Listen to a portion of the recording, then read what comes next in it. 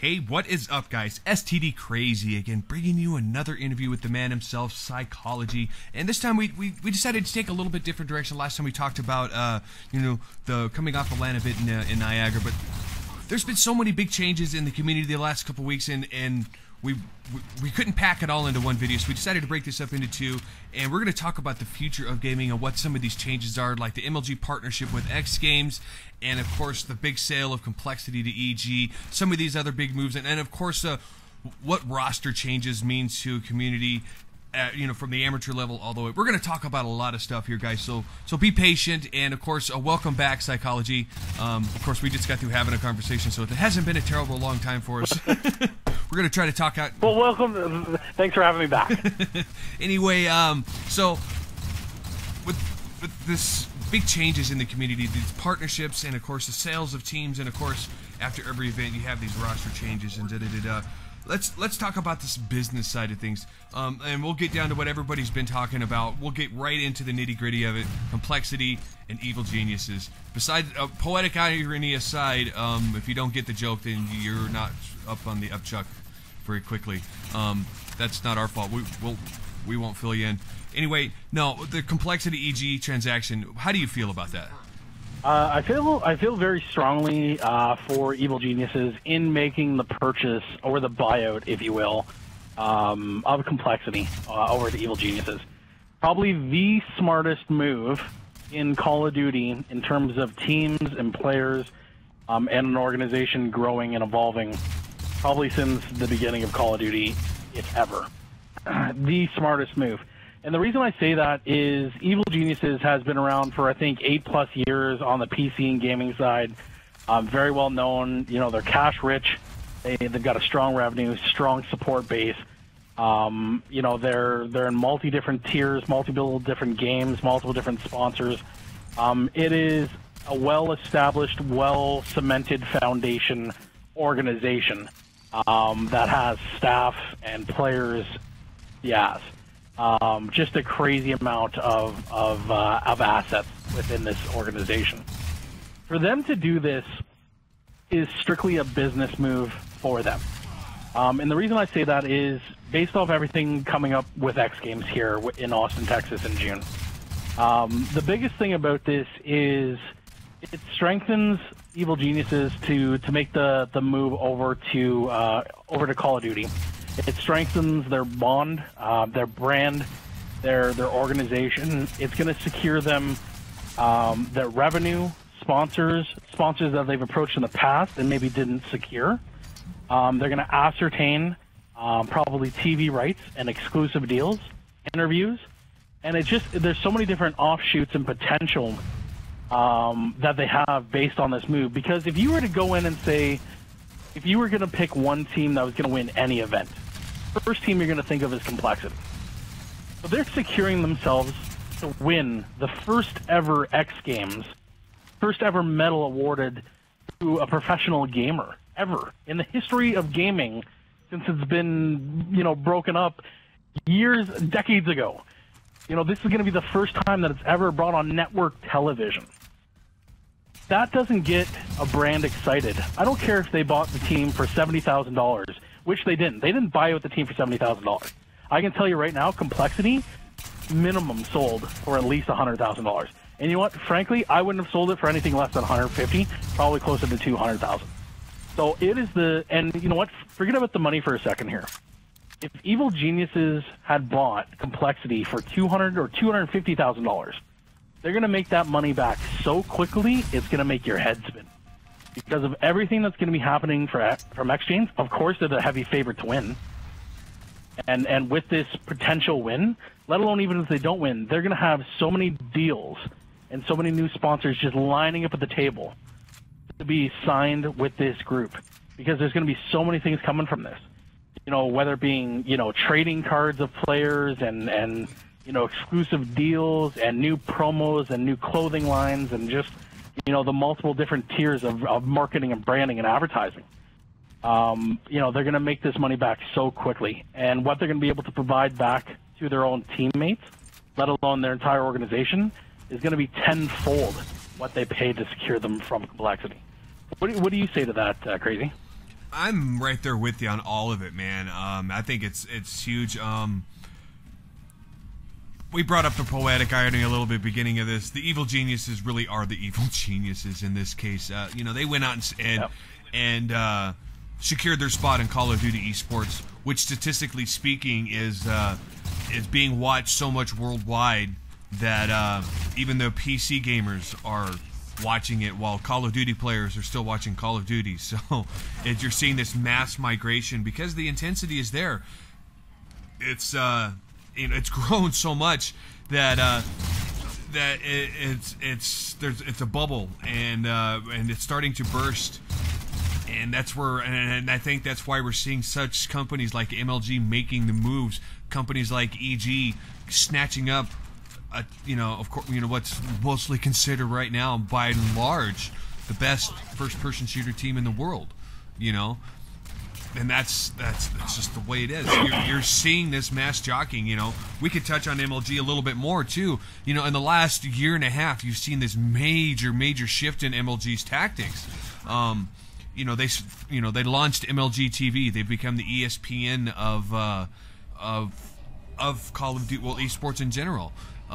With MLG TV, that adds an exclusivity to bring the players to the fans, and they've pulled some of these really popular streamers off of Twitch TV.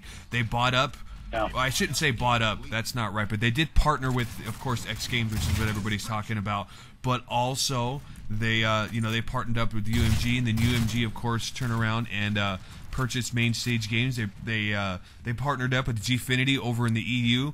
They've, I believe, I'm not entirely sure because I haven't seen anything on the web, but I believe they partnered up with the ACL over in Australia as well. So you see MLG making these moves, and they're trying to bring it all under kind of one banner. And you can love it or hate it, but this is the way it's going, guys. Because you hear some people saying, "Oh, they're like the eight-headed snake, and they're just eating everything around them." And other people are like, "Well, these companies don't have to sell out." And I don't say any of that. Nobody can quote me on that because I don't say any of it. I think it's huge for the community.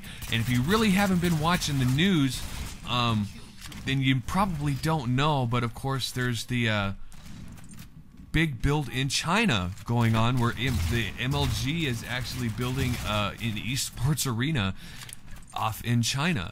I think it's I don't remember. I think it's like $140 million investment on MLG's part or something like that, and they weren't too happy about, or they were reluctant to go into it because China's like putting a big funding. I caught an article on the web a couple weeks back about it, and I thought that was going to be huge.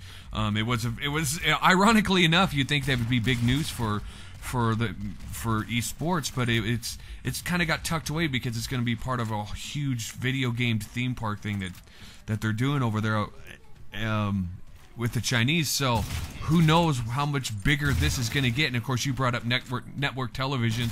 That means more product sponsorships, more personalities, and of course, you're going to get to see more celebrities hanging out with the Call of Duty players and probably even casting them. They had Des Bryant up there just a few weeks ago. So wasn't it Des Bryant psychology they had up there from the Cowboys? To be honest, I don't know. Now, see, I just remember seeing a little bit of it too. They were all talking about it after COD Championships, but I know they had like a whole bunch of like NBA stars and stuff like that. Yeah. And they had a couple of musicians and stuff, but I think when you look at everything that MLG is doing right now, they're securing their assets and they're tightening their form right now, moving into X Games. Because really, even though they've made this whole business ploy into gaining those TV rights and to getting it to network television, the biggest thing is right now they don't know what to expect. This is new ground, new territory for them. I think there's an incredible amount of potential that's coming out of it, but they're going into it blind a little bit. With all their experience and all of their assets, they're still going in there a little bit blind. But it only means positives in terms of a community, because we've needed a catalyst in this community that we've been crying for 3, 4, 5 years now. We haven't had that one thing that, and Krazie and I have had these conversations where, they had that $1 million COD champs, and really nothing came from that. It was great because we got to say, yeah, here's $1 million, but nothing really, there was no spark. And it really took X Games, and everybody's kind of felt it from, you know, whether you're a public player, to an AM, to a pro, to the business guy behind the scenes, or the content producer. Everybody is feeling the shockwaves from this. And this is going to be the one thing that's going to literally catapult Call of Duty into the ranks of, you know, PC gaming. So we're going to be able to sequester and ascertain, you know, those new sponsorships and that revenue, and have so much, you know, wealth of potential that we can start tapping into these markets. We haven't had that, and that's what I'm really excited about. That's what a lot of people are excited about. You know, I know MLG has the MLG TV, and it's really hard to get show matches these days because they're forming these team leagues, and it's taking that talent and putting it on a pedestal for everybody to watch in one source. So they're getting ready. They're really being guarded as to what they're doing with everything that they have. And then partnering with UMG is really smart as well. You know, not only is MLG on multiple contents and growing their arenas and growing their experiences and their lands, but they're sequestering and retaining all of the pros into one source, where you're seeing all those team scrims and those scrims and matches going on. And then they've locked up the online events with UMG, and then always having those LAN events within North America. And you're going to start seeing this big you know, push into European markets as well. And I think they're going to aggressively expand outside of North America. And we've kind of seen that a little bit with Brazil and South America coming up here. I know FaZe has touched base on that, and there's a lot of teams that are gearing up for MLG with that big push down south. And I think you're going to see it going to the eastern side of the world as well. So it's really exciting times, and we haven't even really begun to expect or seen the trickle-down effect here in the community, but everybody's really excited. Anything to add there, Krazie? No, you did bring up one point of, like you call it, sequestering. Just the exclusivity of what they're trying to build it's astounding, and you could see the posturing. If you've been paying attention at all, you can see the posturing of basically everybody's kind of lining up their chess pieces, because it's, you know, because it's game on after this last Call of Duty Championships, because of course Microsoft's never going to release official numbers, you know, from what was on console, but you know, between the Twitch channels, MLG TV, and consoles, you know they broke a couple million viewers, if not 3 or 4, especially for the finals.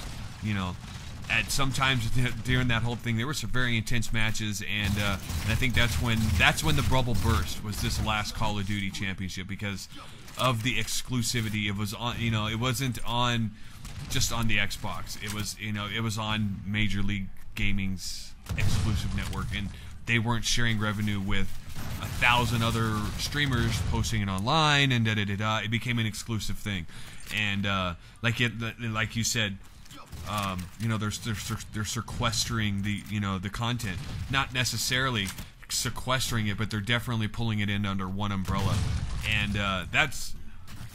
And if you look at all other professional sports, it's like a that's monopoly. The way it is. It's a monopoly. You have the NFL, and they have the deals with all the teams underneath them. And then, of course, you know, they bring talent up to the ranks accordingly. You have the NBA, does the same thing. Baseball, same thing. Imagine that. Hockey, too. You know? And to our friends over in the EU, you know, of course, they're going to probably shoot me the next time I talk to them after they see this video, but I'm going to call it soccer for the guys over here who know what we're talking about. You know, they do the same thing over there. This is the way professional sports is run. And you have to have an organized leading group that puts it all forth so these teams can compete at the highest competitive level, and that's what MLG is posturing itself to do. And that's and from A to Z. You know, before it was always kind of A to, you know, M, right? Yeah. And now, by securing all their assets and really having it organized and bringing everything into one pool under one umbrella, and just looking at where do we have a hole, and then, you know, going out and making that partnership with UMG so that UMG isn't always televising or broadcasting their stuff, then having an issue between like who's better than who and who's picking up what. Now with this partnership, it you know, brings in the whole online tournament, and and being able to have, you know, that extra 4 to 6 lands per year, right? Yes. So it's really, really smart play by MLG. You got to give them credit. They're being very smart about this. I'm really excited to see what's going to happen here after X Games.